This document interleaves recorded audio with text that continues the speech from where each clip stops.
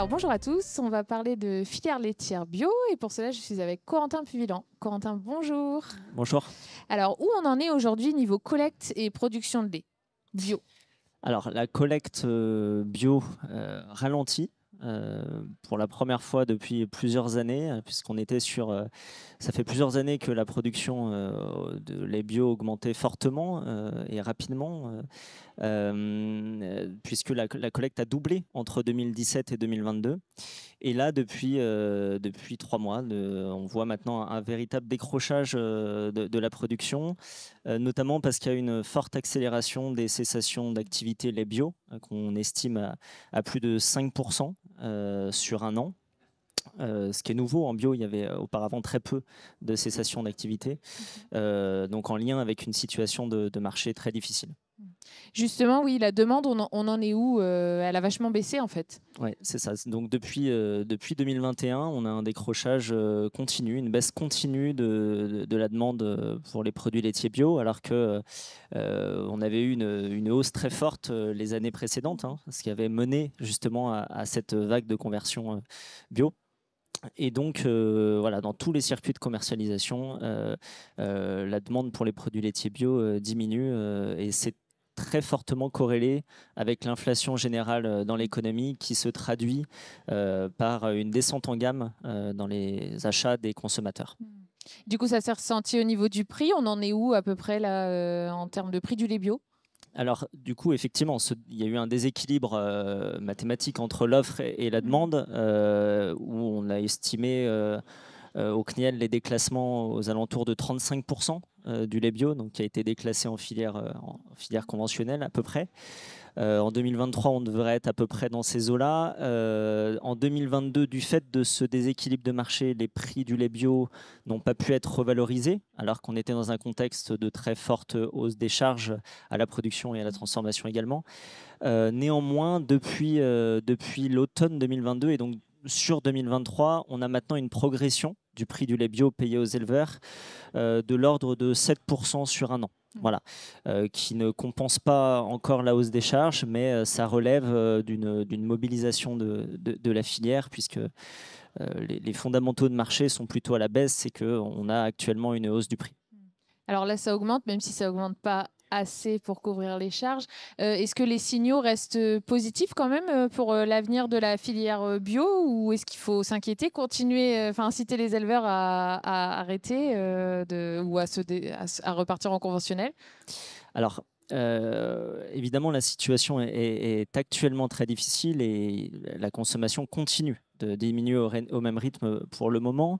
Néanmoins, on pense que cette déconsommation est très fortement corrélée, ce que je disais tout à l'heure, au niveau d'inflation dans l'économie. Et que du fait, lorsque l'inflation ralentira, ce que prévoit encore une fois un certain nombre d'économistes, on peut espérer une reprise au moins partielle de la consommation de produits bio. Est-ce qu'il y a des leviers actionnables justement pour que l'offre corresponde peut-être un peu mieux à la demande ou pour relancer cette demande justement? Alors, le CNIEL s'engage dans des campagnes de communication sur la bio avec d'autres partenaires. Donc, c'est effectivement le levier principal, puisqu'on ne peut pas attendre que l'inflation ralentisse pour essayer de faire quelque chose.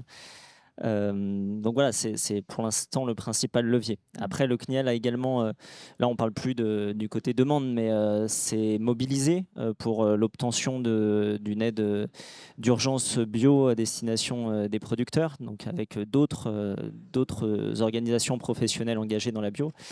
Donc voilà, ça s'est traduit par l'obtention d'une aide de 60 millions d'euros à destination des producteurs qu'on juge évidemment fortement insuffisante, mais qui est néanmoins une petite avancée.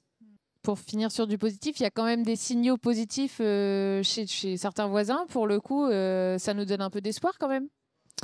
Alors, des prémices de mieux, de rebond peuvent être observées en Allemagne, où ça ralentit un peu moins vite, en lien avec le redressement des salaires réels en Allemagne.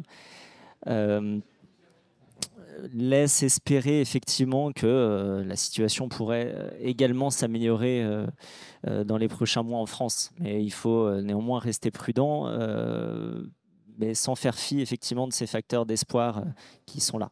D'autant plus qu'on a une vision assez courte en fait sur c'est quoi, 1-2 ans, la vision, les projections que vous faites, vous en tant qu'économiste. Même à 1-2 ans, c'est impossible de prévoir la demande. C'est plus facile de prévoir l'offre, malheureusement, qui s'oriente à la baisse sur la bio, puisqu'on observe, comme je vous disais tout à l'heure, une accélération des cessations. Et au CNIEL, on mène une enquête de conversion qui nous indique que effectivement, les cessations d'activité les bio devraient se poursuivre dans les prochains mois. Donc, on pourrait avoir une réduction de l'offre de 7 à 8% sur les 2 prochaines années à ce rythme. D'accord. Bah, écoutez, on va continuer à suivre ça de près. Et même si c'est qu'un tout petit éclat de lumière, il y a quand même un peu de lumière au bout du tunnel. Et puis, on va continuer à suivre vos notes de conjoncture pour pouvoir éclairer les éleveurs. Merci beaucoup, Corentin. Merci à vous.